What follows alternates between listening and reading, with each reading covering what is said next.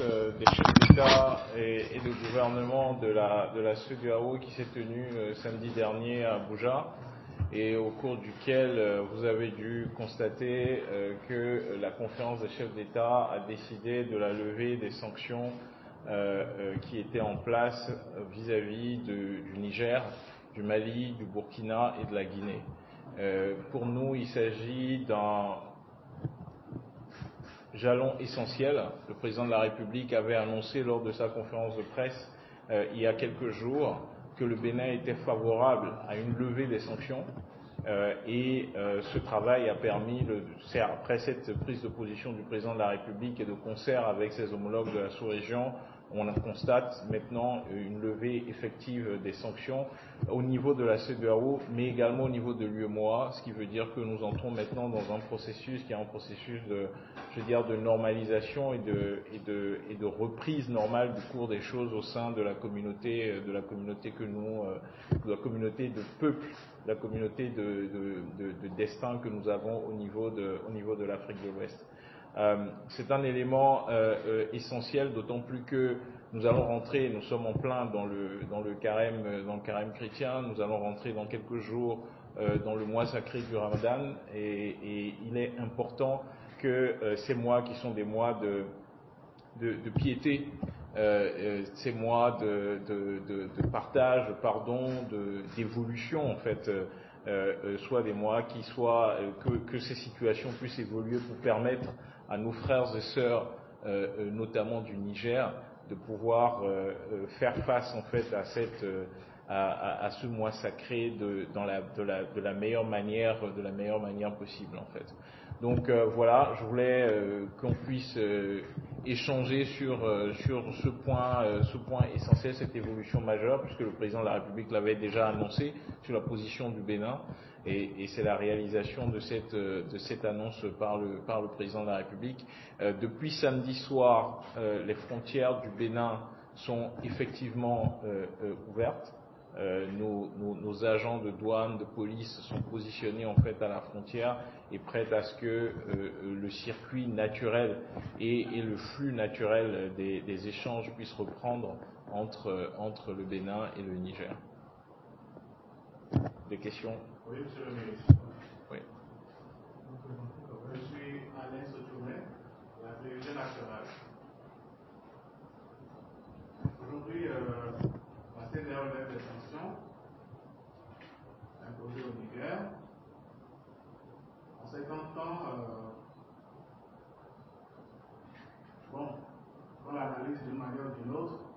Le Bénin, le Sénégal et la Côte d'Ivoire avaient pris des positions qui ont semblé radicaliser l'attitude ou bien la position des Nigériens. Après la levée de ces sanctions, qu'est-ce que vous avez, quel est le mécanisme que vous voulez mettre en place pour que les Nigériens de leur côté ouvrent les frontières? C'est ma première question. Ma deuxième question, le Niger, le Burkina et le Mali ont formé l'Alliance des États du Sahel et ont annoncé leur départ de la CEDEAO. Alors, 3 pays qui s'en vont de la CEDEAO et le lendemain, la CEDEAO lève des sanctions. Qu'est-ce qui a pu bien se passer? Et comment est-ce que vous comptez faire ramener ces pays dans la communauté des peuples, comme vous le dites, monsieur le ministre? Troisième et dernière question. Lors de la fermeture des frontières, de nombreux opérateurs économiques ont vu leurs gains partir parce que des centaines de camions étaient restés à la frontière. Que va faire le gouvernement vis-à-vis de ces opérateurs économiques? Merci. Merci. Alors, sur votre première question sur les sanctions qui ont été mises en place et sur la position d'un certain nombre de pays, je pense qu'il est important que l'on clarifie les choses. Il n'y a pas eu de position du Bénin, du Sénégal ou de la Côte d'Ivoire. Il y a eu des décisions qui ont été prises au sein de notre communauté.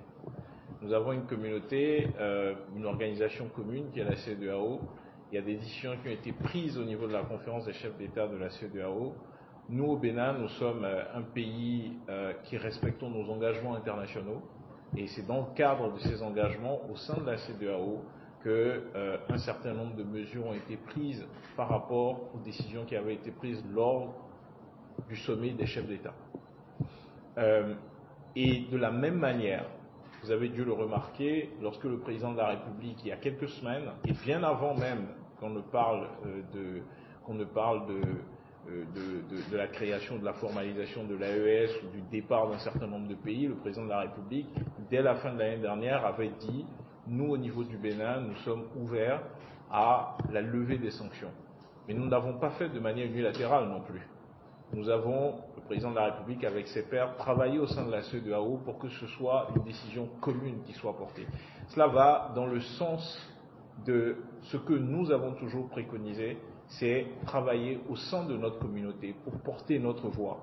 Par moment, il y a des décisions qui sont prises. Notre devoir au sein de la communauté est d'appliquer cette décision. Et lorsque nous pensons qu'il faut faire évoluer cette décision, nous devons œuvrer au sein de cette communauté pour que la décision que nous voulons faire infléchir évolue dans le sens que nous voulons. Et c'est ce qui s'est passé là, cette fois-ci, en fait. Sur votre deuxième question sur comment est-ce que cette décision n'est pas liée, cette décision de lever des sanctions n'est pas liée à l'annonce de départ effectuée par les autorités du Mali, du Burkina et du Niger de la CEDEAO. Moi, je voudrais dire simplement que la CEDEAO n'est pas simplement une organisation, c'est une communauté de peuples. Cela va au-delà de nos personnes individuelles. Ce sont des peuples qui ont l'habitude de vivre ensemble. J'ai écouté personnellement avec beaucoup d'intérêt le général Tchiani il y a quelques semaines. Et il y a une chose sur laquelle nous nous entendons tous, c'est de dire qu'il ne viendra à l'idée de personne, au sein de la CEDEAO aujourd'hui, de dire qu'il faudrait exiger d'un Nigérien un visa pour entrer au Bénin. Ça ne viendra à l'idée de personne de dire que les Burkinabés qui vivent en Côte d'Ivoire, on devrait leur demander des cartes de séjour. Et c'est quelque chose sur lequel tout le monde aujourd'hui s'entend. Et donc, comme vous le savez aussi, au sein de la CEDEAO, nous par exemple au Bénin, nous faisons partie du Conseil de l'Entente, avec la Côte d'Ivoire, avec le Burkina, avec le Niger, avec le Togo, mais cela ne nous empêche pas d'être toujours membres de la CEDEAO. Qu'est-ce que je veux dire par là? C'est que pour nous, pour les chefs d'État, il est important que nous préservions notre famille. On peut dans une famille se disputer, on peut dans une famille avoir des désaccords, ce n'est pas la raison pour laquelle on déchire son acte de naissance et on renonce à son nom de famille. Nous faisons partie d'une famille, le Niger, le Burkina, le Mali continuent, les peuples du Niger, du Mali, du Burkina continuent de faire partie de notre famille. Et nous allons, dans les jours, les semaines à venir, tout mettre en œuvre pour faire en sorte que nos frères du Niger, du Mali et du Burkina restent au sein de notre famille. Est-ce qu'il faut, comme le président de la République l'a dit lors de son point de presse, envisager des évolutions de nos règles communes? Est-ce qu'il faut que nous nous asseyions ensemble pour dire les changements que nous avons eu à apporter lors du protocole additionnel, est-ce qu'il faut les revoir?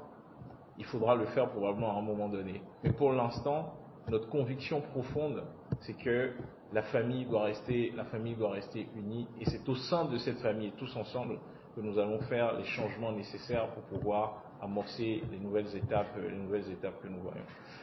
En ce qui concerne les impacts qu'il y a pu y avoir sur les opérateurs économiques suite aux décisions qui ont été prises, je pense qu'il y a des travaux qui sont en cours et là-dessus, mes collègues qui sont en charge de ce sujet reviendront le moment venu en fonction des différents impacts, des échanges et des discussions que nous pourrons avoir, qui ne sont pas seulement des discussions nationales, qui sont aussi des discussions au niveau de notre communauté de peuples en fait. Donc il faudra à un moment donné, comme vous le dites, absolument nous asseoir et voir comment est-ce qu'on adresse ces questions.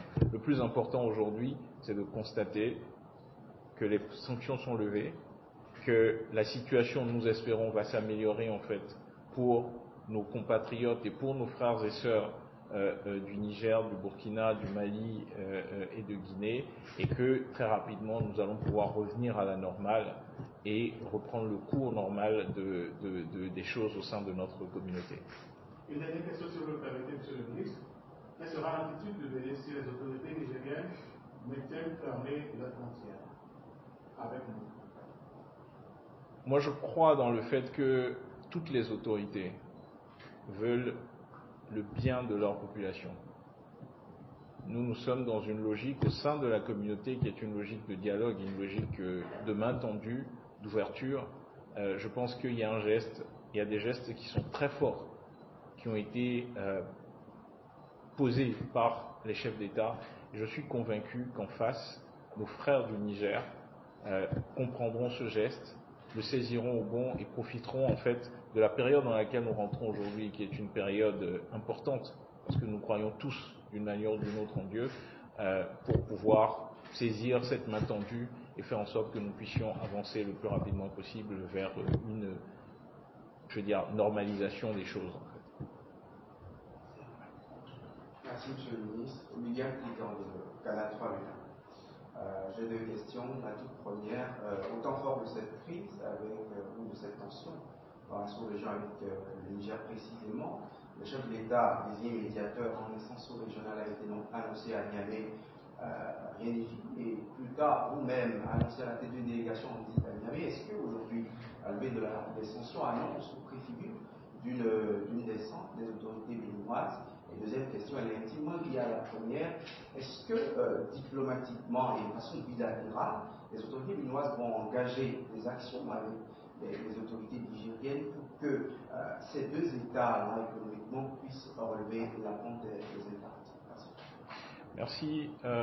Sur votre première question, je pense que le dialogue n'a jamais été rompu. Le président de la République l'a dit lors de ses différentes interventions, que ce soit à l'Assemblée nationale ou lors de son point de presse en fait. Il n'y a jamais eu rupture de dialogue ou rupture d'échange entre nous. Nous sommes des frères. Vous savez, j'ai l'habitude de dire, mon homologue du Niger, il porte le même nom que moi, il s'appelle Bakary aussi.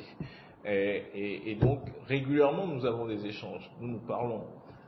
La bonne chose aujourd'hui, c'est qu'en fait, et c'est pour cela que c'était important que ces sanctions soient levées à un moment donné, c'est que dans les sanctions qui ont été levées, il y a aussi la levée de l'interdiction de voyage et de survol aérien. Ça veut dire que désormais, oui, nous allons pouvoir nous rendre au Niger, mais de manière plus importante aussi, nos frères du Niger pourront venir à Cotonou, à Abidjan, etc. Et donc, parce que les gens peuvent voyager, peuvent se déplacer, les opportunités de rencontre, en fait, nous permettront probablement de pouvoir aplanir un peu plus les éventuelles divergences qu'il y a pu y avoir à un moment donné, les divergences de compréhension, de point de vue, etc., de manière à ce que nous puissions très rapidement tourner cette page et commencer à écrire une nouvelle page dans les relations entre nos deux pays. D'un point de vue diplomatique, je pense que j'ai déjà répondu lors de la première question. Je pense que pour nous, le pont n'a jamais été rompu. Il y a toujours eu des passerelles. Ce n'est pas tout que l'on met sur la place publique, mais je pense que nous allons intensifier encore ces efforts de manière à ce que les liens qui sont, j'ai envie de dire, le Bénin et le Niger sont des pays siamois, comme le président de la République a l'habitude de le dire.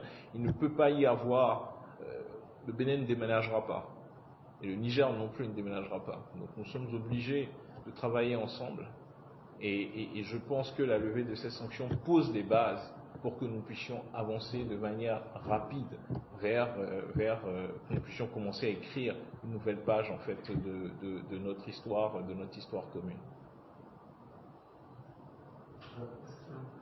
Monsieur le ministre, vous pensez que cette levée des sanctions pourra faire revenir le Niger et Mali dans la région? J'ai répondu à cette question plus tôt. On ne quitte pas sa famille parce qu'on a des désaccords internes. On peut avoir des regroupements ou des sous-regroupements au sein de la grande famille. quand on a des frères et sœurs, il nous arrive de nous entendre mieux avec l'un ou l'autre. Ça ne veut pas dire que nous sortons de la famille. Donc pour nous, et je pense que c'est cela le plus important, nos frères du Niger, du Burkina ou du Mali se sentent ouest-africains. Et nous devons ensemble, aujourd'hui, en tant que responsables politiques, et c'est la mission que le président de la République nous a assignée et que ses pairs également nous ont assignée, c'est comment est-ce que nous faisons pour que le minimum sur lequel nous nous entendons, que nous partageons, nous arrivions à le préserver. Et moi j'ai bon espoir que nous arriverons à le préserver.